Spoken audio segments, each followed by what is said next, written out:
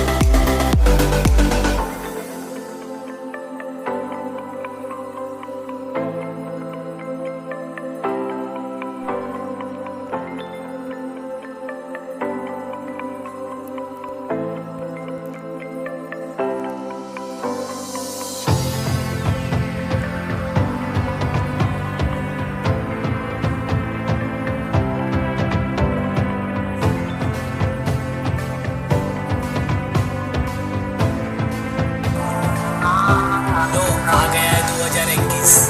रह गई हमारी अधूरी कहानी।